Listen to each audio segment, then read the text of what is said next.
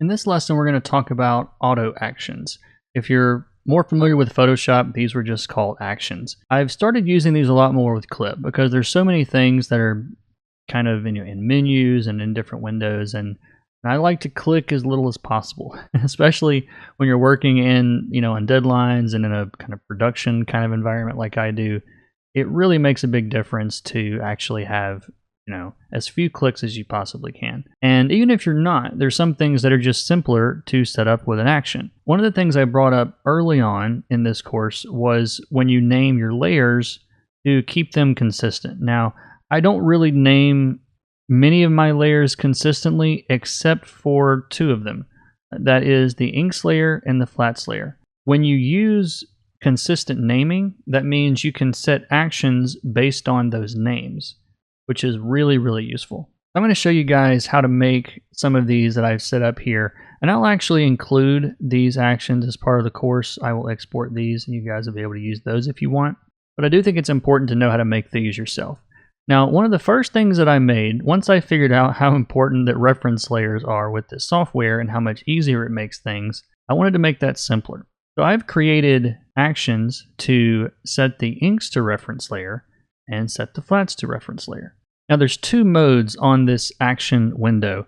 The first is this button mode. Now right now it's checked. So I'm going to uncheck this, and you'll have to uncheck this to really make any changes to it. Change it from the button mode into this mode, and this is actually where you can record new actions. So I'm going to turn off all my reference layers for now. I'm going to unlock this and turn that off.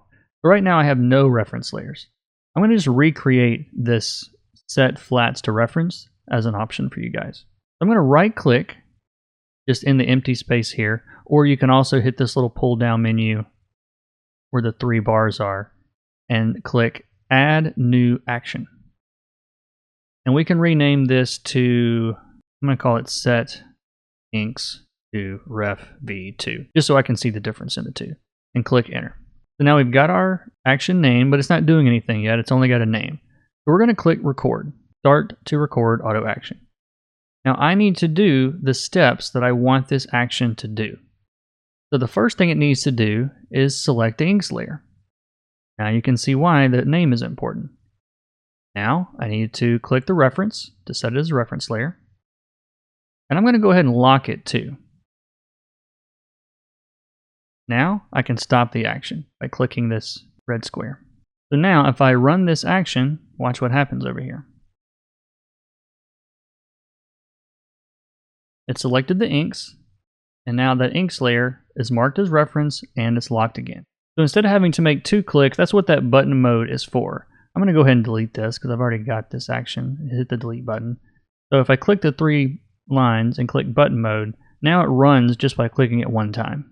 And you can see some of the other actions that I have in here. There's one for just make hard light layer. And if I click this, you can see it's adding a bunch of hard light layers. I just use hard light so often that I needed a button for it. Now to make this even faster, let's say I don't even want to click this button. I want to set a keyboard shortcut to run the action. That's done in File, Shortcut Settings. I'm going to go down to the setting area and change it to Auto Action. AMR actions, those are the ones that I have. Now I've already set my make hard light layer action to F4. So even if I'm in the middle of my canvas, I can click F4, and you can see over here it's making hard light layers without me even clicking the button. So I'll use this, so if I want to make a quick rendering layer, hit F4, I've got a hard light layer. And I can drag that to the top, maybe if I want a special effect, or I could render down here below. But it just saves a little bit of time. And you can set up as many of these as you want. I've got a couple others here. I've got one to copy to a new layer. That's something I use pretty often. This one requires a selection first. Like if I select the hat and then run this action, it copies it to its own layer.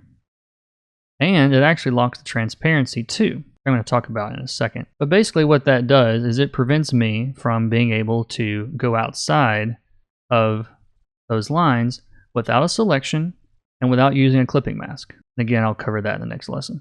I've also got a button for brightness to opacity. I actually made this before I knew that you could just drag it into quick access, but we'll talk about quick access in a second. But that's how the actions work. They're really simple to do.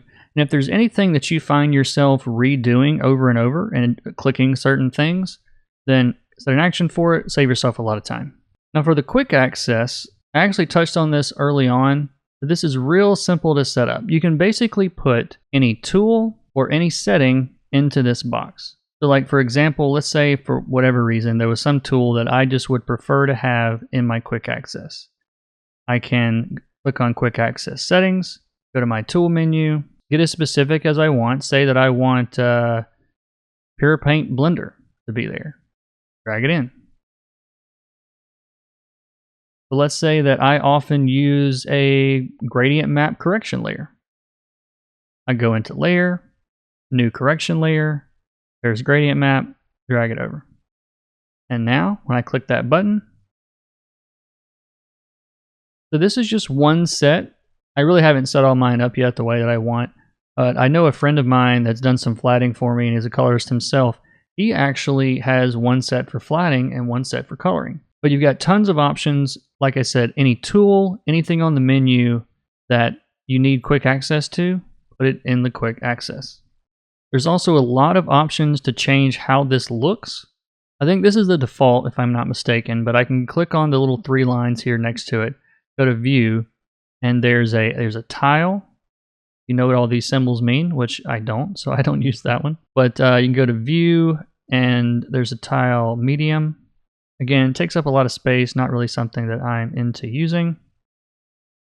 There's also lists in 1 column or 2. I actually like this better because you can see the whole thing in one go. But you can see the ones that I've got here. Like for example, I've got mosaic on this list. Just because just to keep me from having to go into the menu, I can just click mosaic. I'm gonna pop out the mosaic filter, and then I can go in and set that up. I keep running into accidental things that I think that I like. Just remember that if you want to make changes to this, you do need to hit the quick access settings first, and that will enable this to be able to be moved around. You can see dragging these things around. You can put them in different orders. You can give them their own little sections if you drop it right on the line. All the ones that I use most often, I'll probably keep up near the top. And there we go. Let's move on to the next one.